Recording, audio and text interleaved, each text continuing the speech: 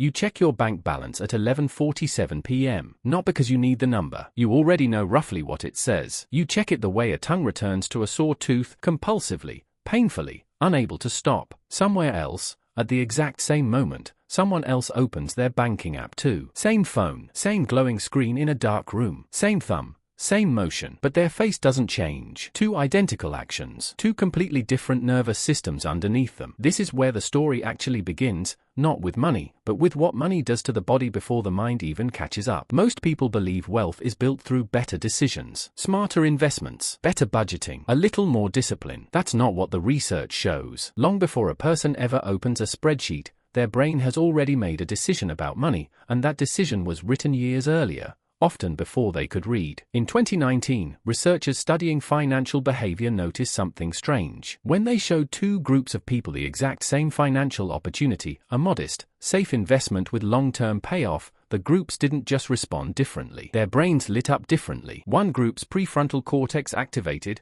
patience, planning, delayed reward. The other group's amygdala activated instead, the same region responsible for detecting physical threats. To one brain, the offer looked like an opportunity. To the other, it looked like danger. Same numbers on the page, two different realities being processed underneath. This is the part almost no one wants to accept. The broke mindset isn't laziness. It isn't stupidity. It isn't a character flaw whispered about at dinner tables. It's a nervous system calibrated for scarcity, built, often in childhood, to survive an environment where resources could vanish without warning. And a nervous system built for survival does something specific. It prioritizes now over later, every time, because in true scarcity, there may not be a later. Picture a child watching a parent choose between groceries and a bill, watching money arrive and disappear in the same week, the same day, sometimes the same hour. That child's brain isn't learning math. It's learning a survival law. Resources are temporary, so use them before they're gone. Now fast forward 20 years. That same brain, sharp,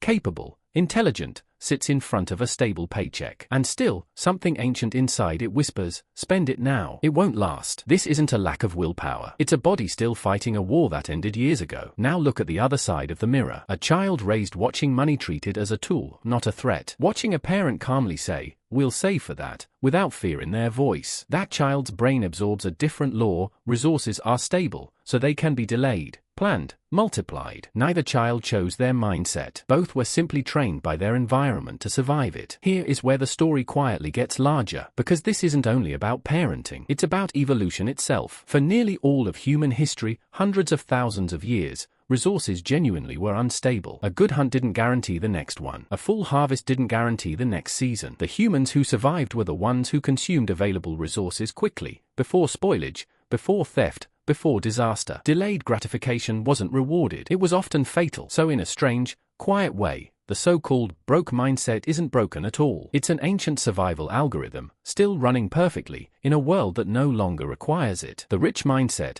by contrast, is evolutionarily unnatural. It requires the brain to override instinct, to look at abundance today and choose not to consume it, trusting a future the body has no biological proof will arrive. That single override, patience over instinct, is arguably one of the rarest cognitive skills a human can develop. Not because the poor lack intelligence, because the rich have simply had more practice silencing an alarm that, for most of human history, kept people alive. This reframes everything. Financial habits aren't a moral scoreboard. They're not evidence of who tried harder or who deserves more. They are visible symptoms of an invisible war between an ancient nervous system built for scarcity and a modern world that occasionally, cautiously, rewards the opposite. The person who saves isn't more virtuous. They're often simply someone whose nervous system was never taught that resources disappear. And here is the uncomfortable part. Scarcity doesn't just shape behavior. It reshapes cognition itself. Researchers studying poverty found something the data could not fully explain at first. When people are placed under financial stress, their measurable cognitive capacity drops, not permanently, but significantly, in the moment. Comparable, in some studies, to losing a full night of sleep. Not because poor people think worse, because scarcity consumes mental bandwidth the way a background app drains a phone's battery, quietly, constantly, invisibly stealing processing power meant for long-term thinking. Which means the very condition that most needs long-term planning is the condition that makes long-term planning hardest to access. A trap disguised as a personal failing. So what actually separates the two mindsets? In the end, not intelligence, not morality, not even effort. What separates them is distance from the alarm, how far a person's nervous system sits from the ancient,